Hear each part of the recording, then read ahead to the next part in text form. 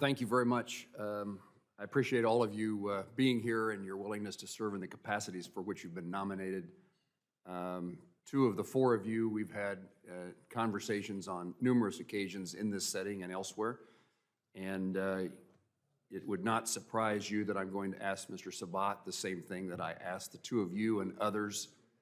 I have had a long time interest in making certain that long-distance Amtrak service is a priority of the board.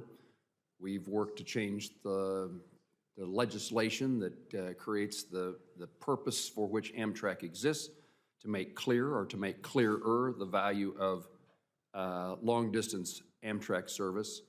And without exception, Mr. Sabat, the individuals that I voted for, which has generally been every nominee, has made a commitment to me and to this committee, to Congress, that they will be a supporter of long-distance passenger service. I would be interested in hearing you frame in the words that you use what that means to you. Senator, first, thank you for the question, and far be it from me to be the first witness before you to break that tradition of committing to... Well, I always worry they're just saying it because I'm asking it. But, to date, it seems to me that the nominees that we've had these conversations with have actually meant it. Yeah. As do I, and to drive home that point, if I may, Chairman Kosha, in answer to a previous question, referenced back in 2019 when Amtrak was in fact on track for the, pardon the rail pun, was on target to meet its, for the first ever period of time to be, to operate in the black for the year. And then COVID hit and we were unable to do so. That was when I was representing the department on the board of directors. During that same period of time, I think it was around October, the Inspector General issued a report. And the Inspector General's report drove home the importance of the national network, the long-distance trains, and said, in order for Amtrak to be consistently profitable in the future, what was required was more frequent, on time, a long-distance network. I believed that when the Inspector General's report came out in 2019. I believe that today, and if confirmed to the board of directors, that would be one of the torches that I would carry on the board, is for an improved national network in long-distance service.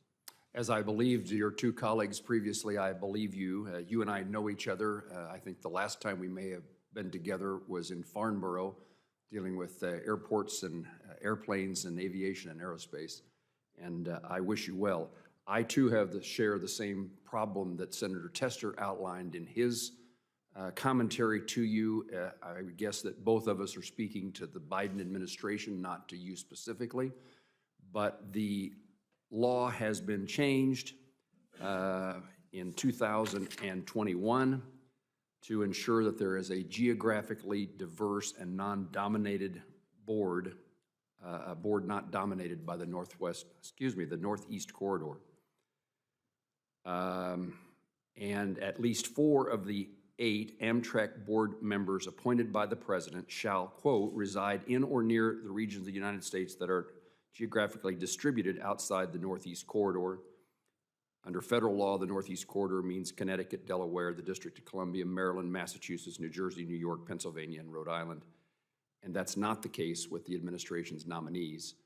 And I use this opportunity to reiterate to the administration a letter that 7 senators, later joined by Senator Tester in his own letter, in our case to the president, outlining the insistence that those provisions be complied with.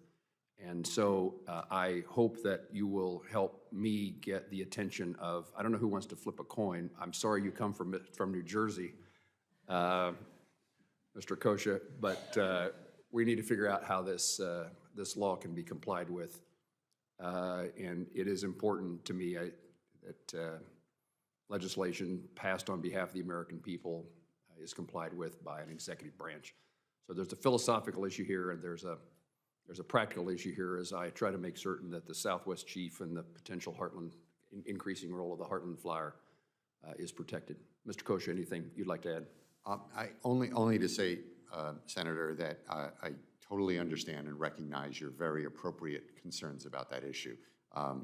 Board nominations are, as you know, way above my pay grade, but I will tell you, as a humble resident of the great state of New Jersey, that I completely understand, probably better than most people would, just how important the national system is and what it means to so many people. And I am committed, notwithstanding me, my wife, and my 5 children all being New Jerseyans, but still having that same sense. We can find you a home in Kansas if you're interested in serving on the Amtrak board. There are days that would actually be very welcome. I understand. I understand. And I suppose, based upon Senator Tester's question, I should ask, have you ever ridden the Southwest Chief? I have. That was my expectation. I have, yes. And Mr. Kos and Mr. Kosha, you have demonstrated your commitment to what to living up to your commitment that you made to me, and I'm grateful for that. And Mr. Savad, I thank you for what you said.